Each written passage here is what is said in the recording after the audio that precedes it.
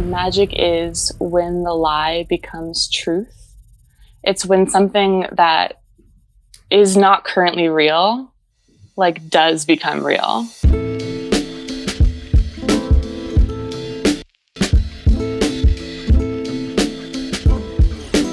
Welcome back to Other People's Lives. I'm Joe Santagato. I'm Greg Dybec. Just want to let anyone out there know, if you want to be a part of the show, definitely don't hesitate to reach out to us. You can go to oplshow.com or just send us an email at oplpodcast@gmail.com. And if your story fits for the show, then we'll definitely hit you up and we'll schedule something and you'll be a part of the show. Yeah, and a quick thank you to our growing community of patrons who help support the show and allow us to keep doing what we do for just $5 a month. And of course, if you become a patron, you get weekly behind-the-scenes episodes, you get access to our Discord chat to talk to us, other listeners, old guests, and you get additional bonus episodes that will never appear on this channel.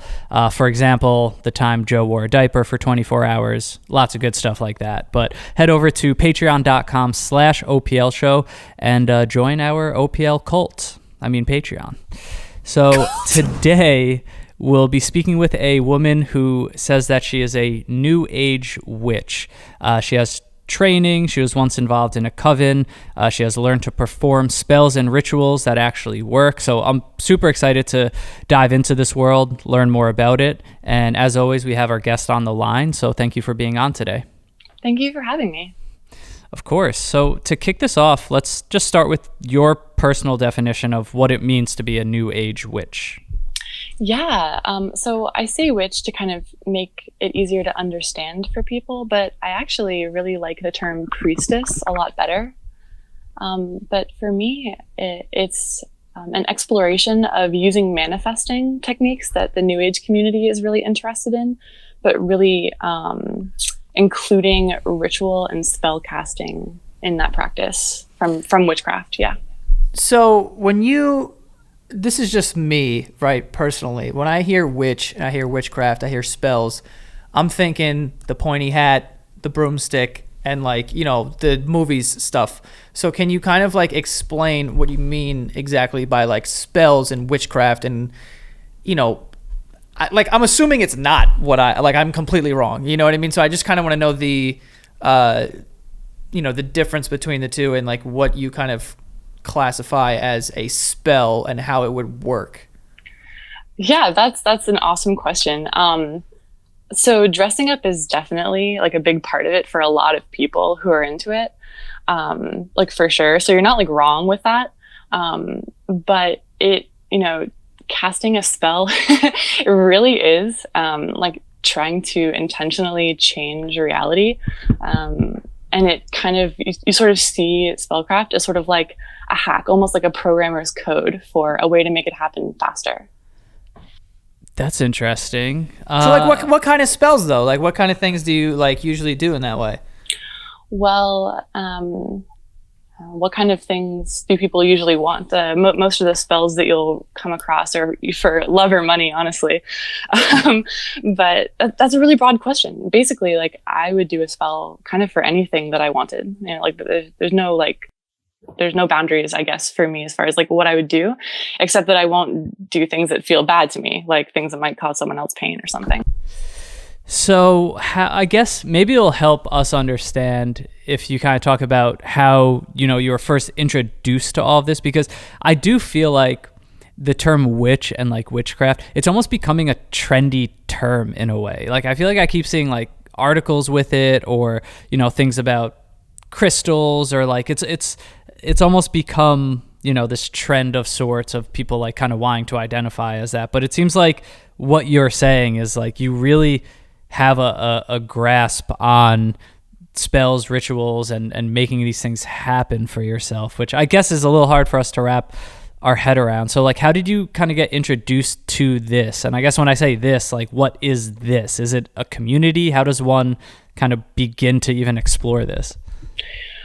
Okay, awesome. All right. That was a very long question, so thanks. Yeah, for sure. So first, yes, a lot of people do seem to kind of be getting into it now, which I think is really interesting. It kind of shows that people are interested in sort of expanding kind of their definition of themselves in this way. I first got into it in 2012. I had just grown up basically super Christian, and I went through a process of kind of realizing that that was not not what reality seemed to be made of, that paradigm. But when I was a child, I had witnessed really interesting things within that Christianity, and I feel like I saw like groups of people really like create this huge sense of power in like these rooms that was really interesting to me. And I had also had an experience where I was in like really extreme pain as a child, and a group of people like prayed for me, and in real time I like felt the pain go away and I was okay again. And so I had experiences like that I had to kind of reconcile in my mind as I was leaving Christianity. And so I kind of just got super into researching, like, I guess like magic and the occult, because I realized there was just a bunch of other people who had also dedicated like their lives to thinking about these kinds of things. And so I checked out this like new age metaphysical bookstore in like, you know, like a town an hour away. And I went there to one of their open rituals, and I started to kind of like put together the pieces of what this community is getting into. Okay, so is it, you know, you bring up Christianity, so it to be a witch, or in your case to like study the occult or magic, is that kind of immediately considered pagan or anti-religion? I think, yes, I think it is considered that.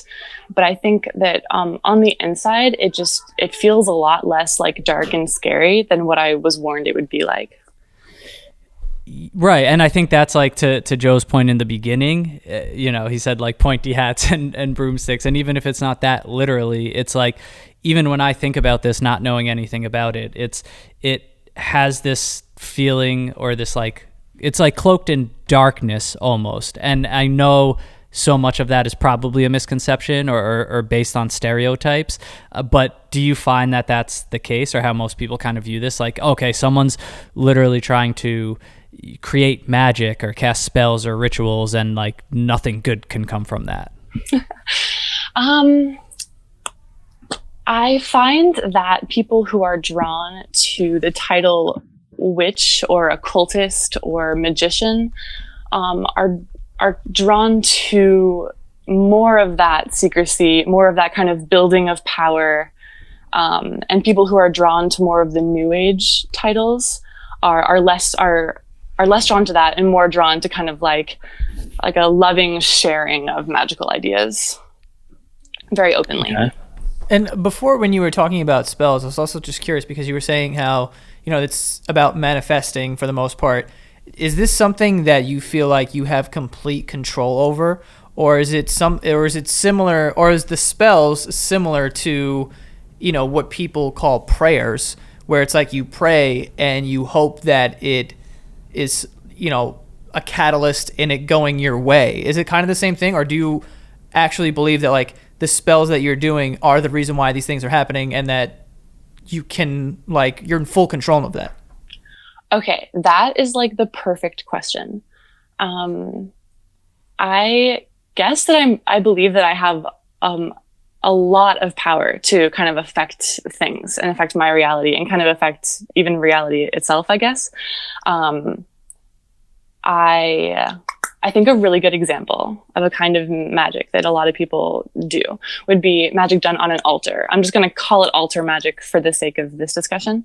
But on a lot of people's altars, they will kind of create like a microcosm. They'll kind of create like, you know, they'll put something on there that symbolizes themselves. And they'll put something on there that symbolizes kind of what they're trying to achieve. And they'll put something on there that symbolizes like, you know, those two things working in harmony or cohesion.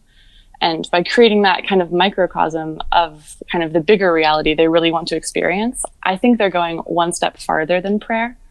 I think prayer is sort of asking for what you want, kind of petitioning to power for what you want. And I think a lot of witches are like, let's take it one step further and just see ourselves as, you know, powerful enough to make it happen. Okay. But in your experience, does it like actually manifest and work? I'm assuming so. Honestly, I have experienced a lot of the things that I've done magic for come to me, and I was honestly very surprised by that being the result for me. So what was your kind of first experience with this? Because is this something that you started to learn about, but, maybe were a little apprehensive about yourself? So, what was that kind of turning point? You mentioned like an open ritual at the bookstore, or was there a particular experience where you saw magic happen successfully, either from yourself or someone else? That's interesting. I feel like I took part in group rituals, but the ones I was in didn't really inspire me, and I don't really think that that's all that a group ritual can be. But I did hang out with the pagan community kind of in my area in like 2012, 2013, 2014, and maybe a little bit in 2015. And when I went to that bookstore, I met kind of like a local coven leader, and he trained me for a year. But it was like this thing, it was this kind of frustrating situation where like he was willing to train me for a year, but then I had to go through some kind of ritual to become initiated for a year to get into like his group. And then after that, it would be like another year of something. And I think that's really, really cool. But I also felt something kind of weird about it. So I don't know, I kind of went off and did my own thing. What is a coven exactly? Oh, nice question. Covens are groups of witches who are really embracing like that witchy thing, like they're almost like choosing to embrace that stereotype. But covens are groups of witches who usually it's no more than 13. And they gather together and they're willing to do magic together. And it's kind of seen as special. Like you'll only do, really special group rituals with these 13 people, and you create a really special bond. What do these rituals like kind of look like? Is there like chanting, or is there, these potions or something? I mean, this is like, that might be a stupid question, but I like literally have no idea what any of this looks like. Yeah. So I think I need to kind of like introduce my answer to that by saying that all rituals are kind of just made up. Like in any religion or anywhere you go, like it's just a series of actions that people are kind of deciding are meaningful. And so if you're in one tradition, a bunch of people might stand around a circle and hold hands, and maybe one person will stand in the middle. This is fairly common. This is something you would read about in maybe a witchcraft book. And everyone would really like heavily visualize themselves like sending energy to that main person. And that main person may, once they feel that they have like all of the energy of the group focused on them, they may choose to like take on a slightly different personality because they feel like they can. Maybe they feel like they, it goes to places some people think are dark and places that I don't even necessarily want to play in myself. But maybe that person would think of themselves as possessed and they would behave differently and say things differently, for example. The training that you mentioned, like, what does that consist of exactly? And what do you have to become skilled at to be able to eventually perform rituals and spells on your own? All you need to perform them on your own is confidence, but it kind of does take a little time of hanging out in the space to gain that confidence, in my experience. The training was not exactly what I thought it would be. It was a lot of like visualizations and meditations and discussions of the history of witchcraft and like the reading of certain texts. And I think that my mentor was really trying to kind of instill in me a sense of understanding. I think he wanted for us to kind of be on the same page. And being on the same page with someone who understands magic kind of involves just like knowing that you can kind of do whatever you want and being able to design spells that work for you, and then seeing that you kind of have that creative spark and that you kind of do know how to take the reins on it, Yeah, because it feels like it's not, there's not like a spell book of, do this 3 times, add this ingredient, and something will happen. It's, to me, it's sounding sort of just like exploring your own consciousness, or almost like pushing past what a lot of people kind of perceive as limits, I guess, consciously, if that makes sense. Yeah, for sure. So one way that I like to explain it is that a new age person would be interested in kind of like manifesting the reality they desire, right? So they would sit down and write down 100 times, I am very wealthy or something. I'm thinking of like a common thing that people are trying to create for themselves. Mm-hmm. And I think that a witch would say, oh, that's an awesome idea. What if I cast a sacred circle with candles? And then, I wrote that down a couple of times. And then in the circle, I wore a cloak and I let myself become, I opened the door to a really intense part of my personality that I only allow to come out in the circle. And there I declared that I would be wealthy. What effect would that have on my psyche, and how much faster would that help the goal be reached? Okay. So, I mean, is there a difference between this and people who, have vision boards and are constantly, people who could be into like manifesting, but won't necessarily, label themselves as a witch or anything? Because it sounds like this is all like very, like you're saying, it's not like there's an old spell book and it's like get 3 frog legs and mix it together and say this chant and like this will happen. It's more so just kind of a lot of what is going on? I can't say that word. Visualization and manifesting. Is there a difference between that, or is something like a vision board considered, something that you would be interested in, or that would fall under this, category of witch?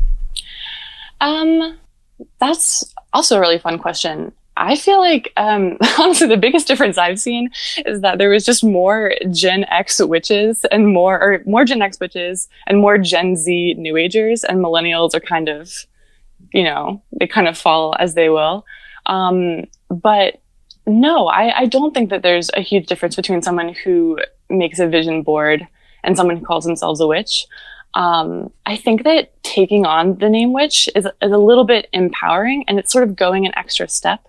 I think that there's a lot of kind of like love and light people who maybe don't want to, think of themselves as a witch, because that's a sort of darker image, of a sort of powerful and darker image. And maybe they don't want to identify with that. Whereas I think a witch kind of does want to call on the power of that word and kind of infuse that into their identity. Mm-hmm. And there's like clearly a more ritualistic element, I guess, in the case of, like you just said, I think sacred circle and candles, and then like an altar. So can you kind of walk us through what was like the last spell or ritual you performed that was successful, and like how did you, I guess, determine that it was successful? I've performed some more recently, but one that's coming to mind that just was so clearly, immediately evident was when I needed to find a place to live, and I had a kind of like smaller budget. This was maybe a year ago, honestly. And I grabbed all of my tools, and I really like brought out all of the magic that I had around me. And I was like, okay, I manifest like the coolest apartment. I create this awesome apartment that has so much light and it only looks out over nature. And I live in like kind of an urban area. And I was like, I just want trees and so much light and so much space, and I need it for this budget. And like, it's just impossible. And like, it just like fell into my lap like so fast. And I was like, oh wow. And like, I'm sitting right now, like looking out a window, only seeing trees in my urban area right by like a subway metro. So it's like crazy to me. And so in your mind, did that this never would have happened, or you would not have kind of gotten this apartment if you didn't like conjure this up through like your magic and your rituals and things like that? Like you believe that because you went through that process, that it kind of forced this dream apartment to become available to you? Ooh, yeah, that's a fun question, because it kind of gets into like my reality versus like consensus reality. Like in my reality, I did the spell and now I'm here, and that's awesome. But then like, would I have found it otherwise? Well, that's interesting, because by doing the spell, I'm, really hyper focusing on only certain options. So maybe if I hadn't done the spell, I would have seen a way wider array of options, and I might have chosen a different place, or I might have been drawn to a different place. You know what I mean? But because I like was just picturing it only being this, I kind of didn't look at many other things and was able to like quickly find this thing and see where the potential was in it, and like then explore it further and see so much more. So it's a mind game, and reality is reality, and I just want to acknowledge that. Yeah. Do you think that this is something that everyone is capable of, or is it something that like only a few people are able to have the power or focus to kind of use these things? I think anyone who wants it can experience it. I think anyone who's like, yeah, I wanna like try on taking like a more powerful identity, and I want to see if it can make my life be very different. I think that they could do it and their life would be very different. So is this something that you're open with friends and family about, or like, are you kind of afraid that people would judge you or not take the time to kind of understand where you're coming from? I think that there's a certain point where I was like, oh man, I really want to have a bunch of friends who understand this. And now I have a bunch of friends who understand it. So I'm really on the same page with a lot of my friends, and a lot of them are like kind of also coming up with cool creative things that they want to create, like in their realities. But my family, they do not understand, and I do not want to talk to them about it. But I never feel like anyone's very dismissive. And I think that's because I try to be like really intentional about how I talk about it. So I'm sure they assume that I at least have my reasons. Okay. Is there, actually one thing I wanted to ask, because looking through the email, you mentioned, you kind of like listed off a few other things, which I think we covered some of them, like ritual design, magic circles, pagan worship. It says blood sacrifice in here. Yeah. So some people, okay. So there's a kind of magic called sigil magic. And it's intentionally really playing with your mind. It's really it's taking on the assumption that your psyche is really, really powerful. And so it's a way of playing with your psyche. And so with sigil magic, you'll take something you want to experience. I don't know, maybe you want to, I don't know. What do you want? Someone tell me something they want. What in what sense? Like would happiness be like an answer? I feel like that would be a general thing that people would ask for, is like, I want to be able to sing. I can't sing. I want to sing. I want a fantastic voice. Happiness was great, but singing is amazingly specific, so I will use that. Good. So someone who is creating a sigil might, if they did it the most traditional way, like the Osmond Spare way, they would write the words like, I am a great singer, and then they would maybe cross out all of the vowels. Then they would be left with just the consonants, and then they would start to like keep drawing it. Like down the page, they would start meshing up the consonants, and they would intentionally start meshing up all of the lines in the words until it was unrecognizable as letters, but it looked like a cool, like a cult looking symbol, just something that kind of looked magical to them. That's a sigil. That's sigil magic. And so people think that that's, a powerful thing to do to kind of get something you want deep into your psyche, so that it just starts to brew without you having to consciously worry about it. You just sort of assume that it's going to start, firing up for you. And so some people believe in like activating those sigils, maybe doing an extra action to activate it. Some people are into like sex magic. Like some people will like ejaculate onto sigils, and they will see that as like a very magical act. Some people would maybe see it as really psychologically potent to like put their blood on the sigil. They think that that would really communicate to their mind that, you know, the sigil is very powerful, and it would make it more powerful.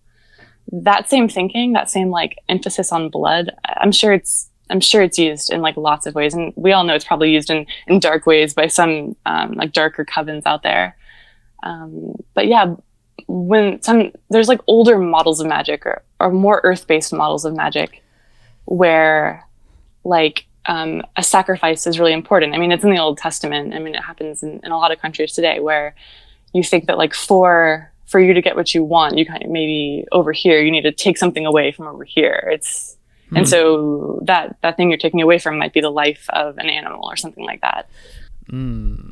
Like actual sacrifices. Interesting. Yeah. I mean, it was like a really normal, like ancient pagan practice, to see things a little bit more that way. But I don't see blood sacrifice in any mainstream like New Age or witch spaces. But people do know that that there's sort of a lot of power in that act. I think that life is really sacred, and I think treating it well is actually more powerful. But that's me. I mean, thank God for that, right? Yeah, I didn't want you to turn around and say you were sacrificing hamsters and stuff. So that's like if I really want what I want, I have to sacrifice a virgin. If you really want, yeah. But we always do find a way to talk about blood or ejaculation somehow on this show. Common themes.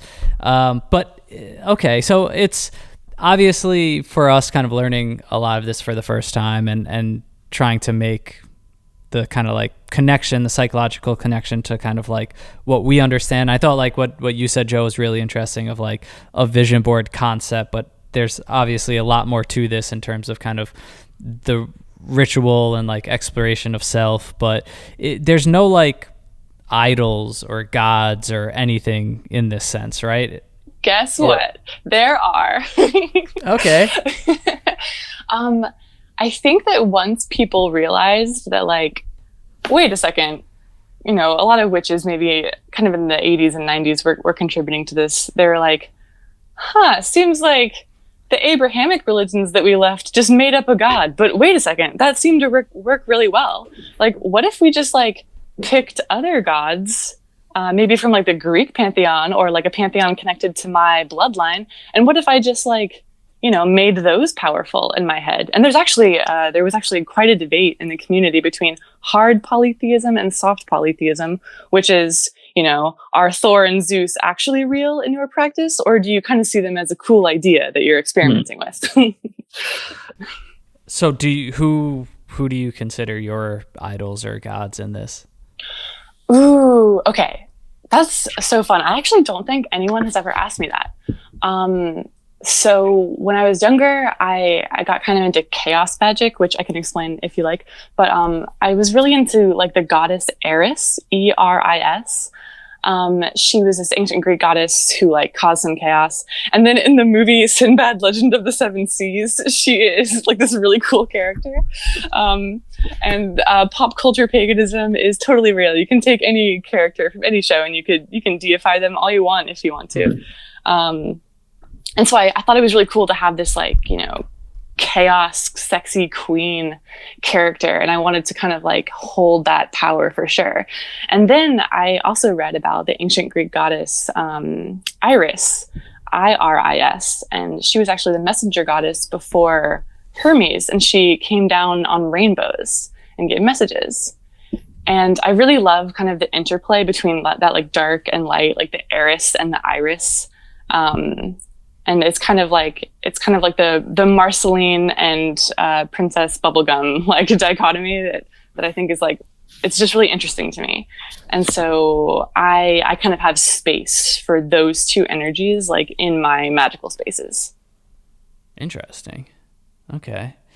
Are there or would you ever consider, for lack of a better term, going to the dark side? Or like if there was someone that you really didn't like, or someone that wronged you, or someone that you loved, like, do you feel capable of doing spells or magic that could harm someone, or, you know, I don't know, have some sort of negative impact on them? And there are people out there that would say yes to that, I assume. There's definitely people out there who would say yes to that. There's so much discussion around this kind of thing in witchcraft communities. Some people believe that if you do kind of mean and malicious magic, that it will come back to you worse. And they've really put that idea out there. Some people think that what I just said is just an idea and doesn't need to be very powerful, and that you can kind of do whatever magic you want. I think it's all quite a mind game, and I just don't think I want to use my energy, like my amazing precious energy, to like make anything worse anywhere. I do know people do that, and if anyone's listening to this and someone's gotten in their head and they think that they're cursed, they should just play the mind game right back and just see themselves as way more powerful than that curse, you know? So a lot of this is based in just like positive reinforcement and like self-belief. It's not necessarily like, I mean, I actually wanted to ask you before, like, what is your definition of magic? Ooh, there is one definition that has really stuck with me through the years, and it's like magic is when the lie becomes truth. It's when something that is not currently real, like, does become real. And it's because you made it be that way. And it's really powerful when you experience it. Interesting. That is an interesting way of looking at it. I mean, because at that point, I mean, that's, you know, this is so very hard to explain. I mean, this is not really what I was expecting as far as like, you know, when you talk about witches and witchcraft, I have a completely different idea of like what that is, but this is like an interesting point of view where you're saying like the new age witch is kind of this, it's more so like this positive reinforcement and believing that you're capable of doing these things to the point where you can have these rituals and really make an impact in your reality. And that's why people take on the label as being a witch, because it does have that sort of supernatural thing to it. But yeah, I mean, this is all just like very interesting to me. Like, I just didn't really expect it to be kind of this thing, but I guess that's the difference between like an older, because like, I mean, I'm thinking of witches, this is something I learned about when I was like in third grade or something, you know, like Halloween witch, but like I haven't really learned about anything sort of new until this conversation. So it's like, I guess it makes more sense because this is more realistic in that, yeah, it's just positive reinforcement. I mean, correct me if I'm wrong, but that's kind of what it's based in, right? Yeah, and there's some strains of it that are like a little bit of an expression of radicalism. Like, a lot of women like push the movement forward, which is really interesting. And they were definitely like, you know what?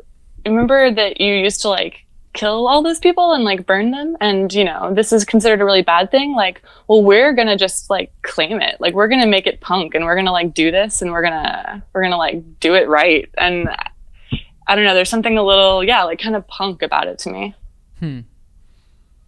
Yeah, no, and it's cool because it like, yes, like there's like so much of this is the mental, psychological, positive reinforcement aspect, like Joe just said, but it's interesting because then it still does manifest into this like really physical form of cloaks and candles and circles and altars and covens and a group getting together and like using their energy to direct towards something. So it's kind of cool how it's like really on both sides, you know, of being so mental but also having such a physical aspect of it. So I would imagine that there, if you know, it's I guess not mainstream, but there is for sure a big sense of community when you are able to find people with these similar interests.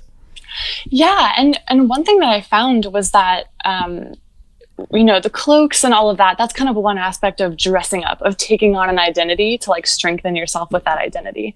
But, you know, the people who are really into it, like I went to this one cool like pagan festival, and the people who were there were into dressing up in all kinds of ways. Like, I I didn't talk to anyone who did this, but it's conceivable to like dress up like Superman and just pretend to be Superman alone in your room for like an hour. And if you feel weird about it, like put special protective tarot cards all, around the walls so that you feel kind of like guarded and like it's a safe space. And then you really, pretend you're Superman for an hour. And then all of a sudden you've gained like 10 valor points in your soul, like for real. And you just by being this for a while, like you suddenly have like a new dimension to your real personality. There's a lot for us to digest here, because like Joe said, I think like the psychological aspect of this is probably way more than we expected. And, it's really interesting. And, before we wrap up, is there anything that we didn't cover or anything in terms of like misconceptions that people may have, or anything that you want to say to, people listening that might have, similar interest or want to get involved in this? I feel like the misconceptions are kind of dying away because I feel like so many people want to embrace like, a bigger identity than kind of what they were handed at birth maybe. And so I think that there's just a lot of people who are interested in it. And I feel like, a really real discussion is like kind of reaching a kind of critical tipping point. And people are really talking about how you play with reality with your mind and how you can do that with your friends. And so if anyone like wants to get into it, I mean, just go at the pace that feels right for you and just like research stuff that you think is really interesting. And then just like give yourself a lot of freedom to play. Awesome. Interesting. Well, thank you so much for coming on, answering all of our questions and, walking us through that and just giving us, better understanding, or at least sort of like an introductory understanding to, just be able to kind of know what's going on more in people's minds and lives who, practice this or identify as witches. Definitely feel like I have like a whole new understanding of this. Dude, thank you so much for letting me come on and talk about it. It felt really good for me. Of course. Sweet. And we might reach out one day if we want to try any of our own spells, because we'll need some guidance. Let's do some magic. That'd be so fun. That's awesome. That'd be awesome. Awesome. Well, thank you so much. And good luck with everything and keep in touch. Yeah, see you guys. Is there something interfering with your happiness or preventing you from achieving your goals? Well, BetterHelp is here to assess your needs and match you with your own licensed professional therapist. BetterHelp, that's BetterHelp, H-E-L-P, is professional counseling done securely online, and you can start communicating with the therapist in under 48 hours. The service is available for clients worldwide. You get to log into your account anytime, send a message to your counselor, and you can schedule weekly video or phone sessions as well. So you won't ever have to sit in an uncomfortable waiting room like with traditional therapy. It's also more affordable than traditional offline counseling, and financial aid is available. Visit BetterHelp, that's BetterHelp, H-E-L-P, BetterHelp.com/OPL, and join the over 1 million people who have taken charge of their mental health with the help of an experienced professional. That's BetterHelp.com/OPL. And this podcast is sponsored by BetterHelp, and Other People's Lives listeners get 10% off their first month at BetterHelp.com/OPL. Our next sponsor on the show is Honey. Honey is a free online browser extension that you just add to your browser, and it automatically finds coupons online, and then you get to choose to apply them to your cart so you could save money on things that you didn't even know you could be saving money on. Sometimes you go online and you shop, and just because it doesn't say that there's a sale or that there's some coupon out there, maybe you won't know. This will find them for you so you get the best possible price on these things. You can save as much money as possible. They have saved over 1 million members, billions of dollars so far with this. And not to mention, it is free. So if you go to joinhoney.com/OPL, you can download it for free, have it on your browser, and then when you're shopping online, there'll be a little drop-down thing, and it'll say apply coupons. It's also a very good tool because it lets you know if you're actually getting the best price possible at that moment, because sometimes there aren't any coupons or there isn't a sale, secretly somewhere. So you know that you are paying the least amount for these products. So it's a great tool to have. Like I said, it's free. So it's a great thing to have. You know what I mean? You shop on any sort of site, and it's not just these smaller, boutique kind of places. It's, very popular brands. You go on their site and there'll be a little drop-down menu. There'll be a coupon. You're saving money just like that without even realizing. So like I said, all you need to do is go to joinhoney.com/OPL. It is free. It downloads very fast, just a few seconds, and then you'll just start saving money. So there you go. We all do a lot of online shopping, especially now with the pandemic. People are going to be shopping less, I would say, in person. So this is a great tool to have. Again, that is joinhoney.com/OPL, and start saving today.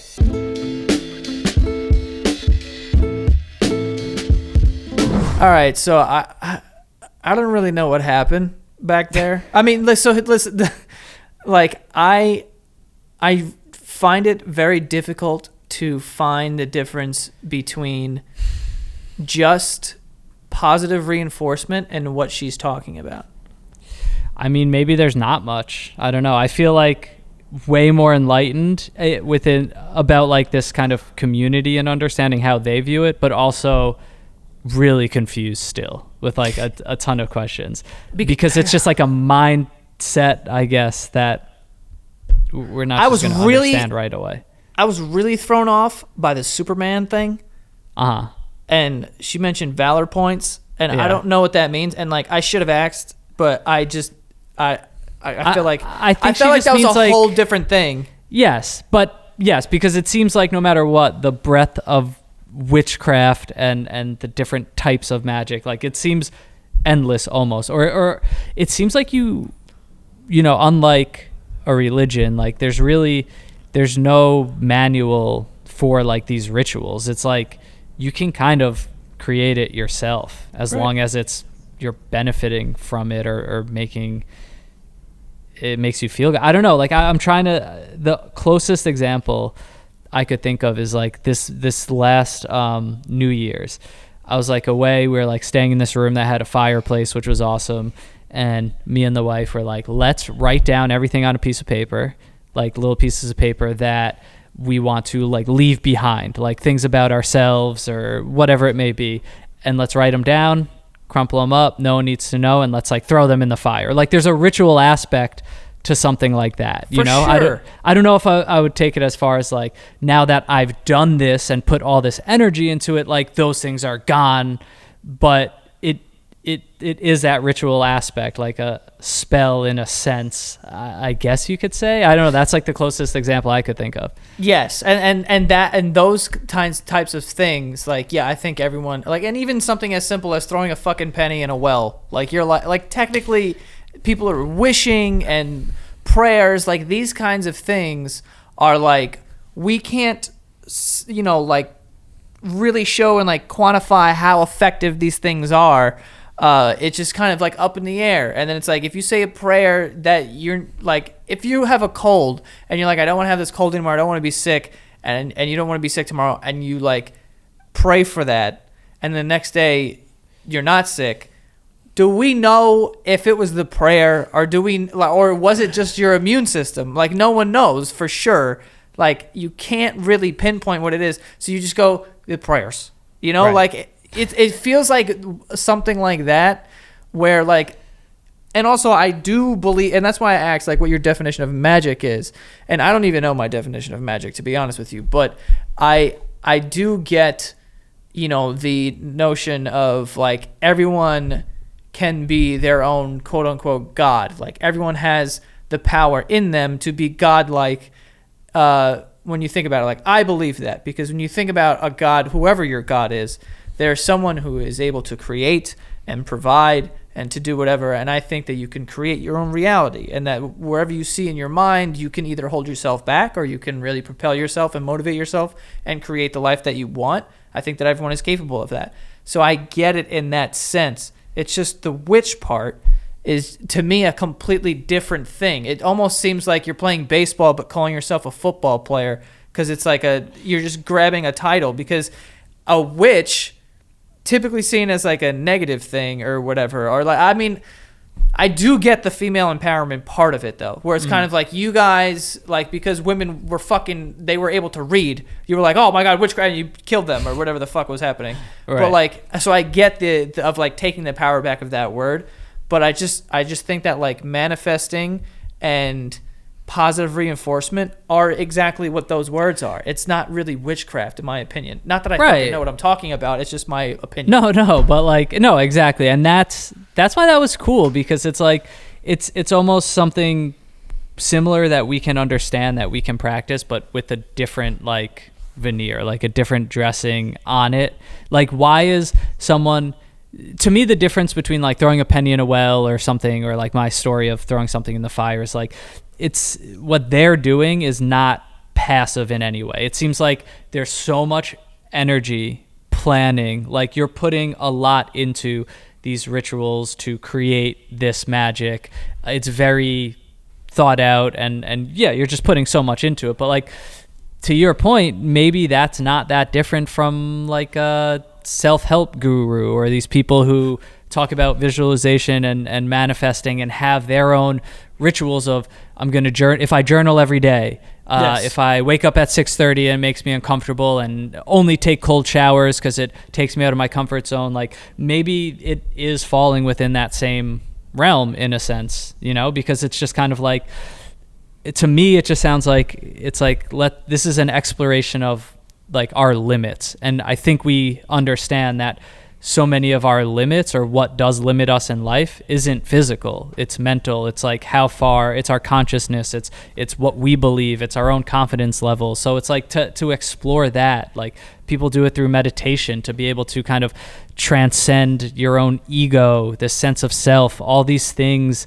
you know, this kind of constant self-awareness or self-judgment that holds us back in so many things in life. It's like, if this is an avenue to try to transcend that, to try to take control, then I get it. And it just, I guess, has this element, that this somewhat ancient pagan element of, you know, they're almost welcoming some of the stereotypes into these rituals too, which is interesting, that I guess just kind of makes it its own kind of separate thing with the same like values and ideals of anyone trying to better themselves or manifest. Similar to the episode we did with the Satanist, how do you pronounce the Satanist? Yeah. Satanist, where it was kind of like these people were called Satanists because they just didn't go along with the rules, and they were like, you know what, I'm actually not religious, and they were like, oh, it's because they're going to hell because of Satan or whatever the fuck. Yeah. And like, when we talked to that woman, I got some clarity on that, in that,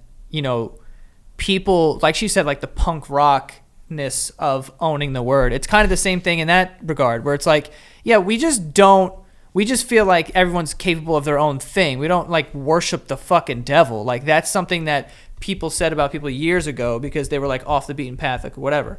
Like, they called people, like I said, it was like, oh, a woman can read, she's a witch, she must be doing magic. So it's like, she's fucking, let's kill her. And it was the same thing with them, where it was kind of like, oh, you're doing something off the beaten path, like this and that, like saying this, you worship the devil, blah, blah, blah, and like another reason to kill people or control people, whatever the case may be. But yeah, so I think there's like similarities into that, like the punk rockness of being like, yeah, we're going to take this word and like run with it. And some people run with it more than others, you know what I mean? I also do believe in, to a degree, things like what you're talking about that you and your wife did, of like crumbling things up and throwing in the fire. Do I think that's a little extreme and maybe it's a little silly? Yeah, it is. But at the end of the day, like, to me, it's just one of those things of being like, you know, when you write something down, you memorize it more. You know what I mean? Like, instead of just like reading something, if you write it, you'll know it better. It's just like, of whatever. So if you go out of your way to be like, I don't want to be this thing, to the point where you're going to set up a fucking altar with all this stuff, and like do these things and chant or do whatever the fuck, then I do believe that, like, because it's so prevalent and you put so much energy into being like, I don't want to do this, then you won't, you know? It's like for anything, like if you're going to put a lot of energy into getting in shape, your days are going to revolve around these things. And like, you know, it's a little different because there's like physical acts involved or whatever, but like the mind is very strong in that way. It's like you could create, like with stress, you can manifest physical symptoms of sickness just from being stressed. Like, the mind is very powerful in that way. So I do believe in the things that you're talking about. Again, I just wouldn't label it as like witchcraft and wizardry, because that just, to me, it just puts this childish filter over it. It just does. Yeah, for me.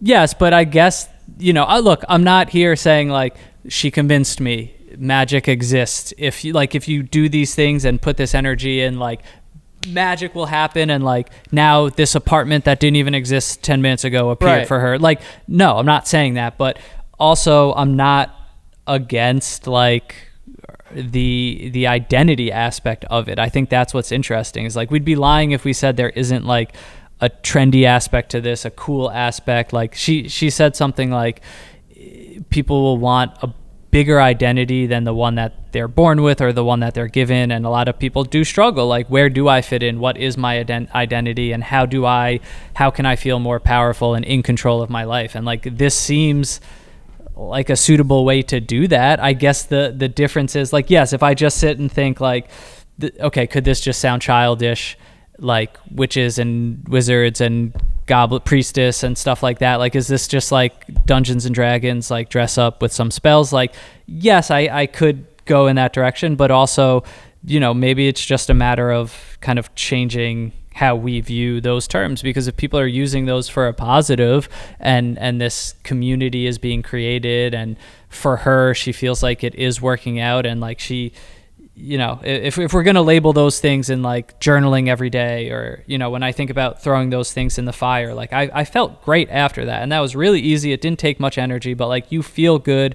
Your mind is focused. You're considering the things that you do want to change in your life. So like if they're putting that much energy and just kind of sticking it under the umbrella or label of witchcraft, like I get it. Like I don't want to call it childish if it's working and adults are doing it. No, I know. I know what you mean.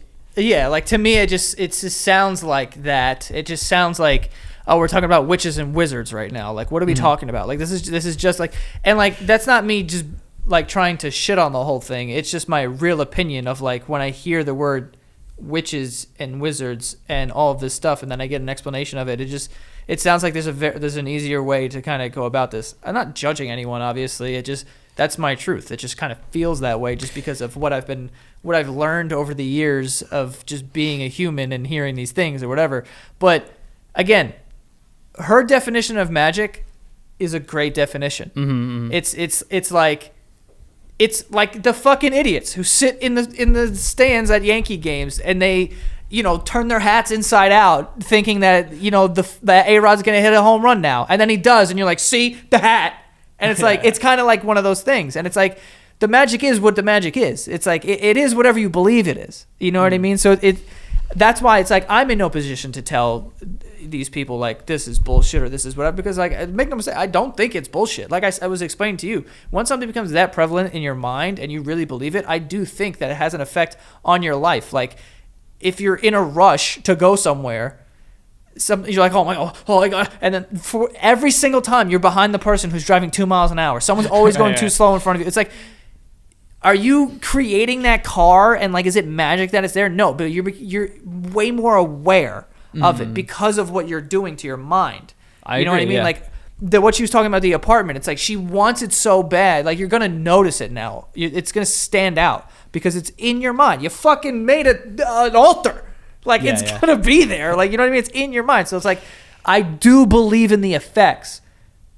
The wording, I think, is where you lose people and where people start, and like, not that she's lost me, but I'm saying that's where you lose people and people going like, what the fuck are you talking about? Right. You know what I mean? Cause like, and that's it. But like, if it's a fun thing and it's like, you want to do it. Yeah, of course. Well, it's like the gate. That's like the path, like that way is their door to, again, like we've used so many words for it, but whatever you want to call it, positive reinforcement, visualization, like whatever it may be, if that's the gateway for that and there's positive results, I get it. I did not think that this is what it would be. So I'm like really happy to learn that as well. And like, it's just interesting to know there's people like her friends, covens, like you said, the people who are taking this so seriously as their identity, bringing others in, training others, showing them the way. Like, it's cool, man. Like people could look at like Tony Robbins or something and say like, what are these idiots doing? Like they could figure this stuff out on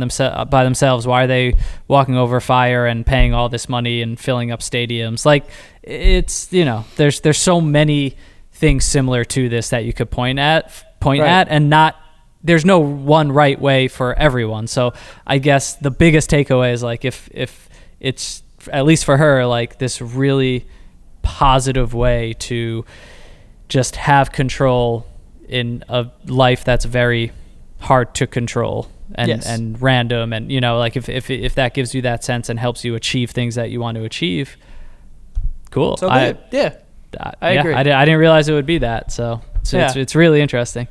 Just also with spells and blood and cloaks and candles, like also people it's a vibe. It's a vibe. If people like jizzing on whatever, like that was a whole other thing. But hey, whatever helps. But anyway, for anyone out there who wants to be a part of our show, just like I said in the beginning of this episode, you can reach out to us, send us an email, oplpodcast@gmail.com, or just go to our website, oplshow.com. And if it fits, if it's cool, we'll reach out to you and we'll record something. Yeah, follow us on Instagram at OPL Podcast. And if you want to become a patron, go to patreon.com/OPL Show. You get all those bonus episodes weekly, and it helps support the show. So thank you. Yes, and leave a rating and review on iTunes. Greg, that's a great hoodie. And we'll see you guys next time.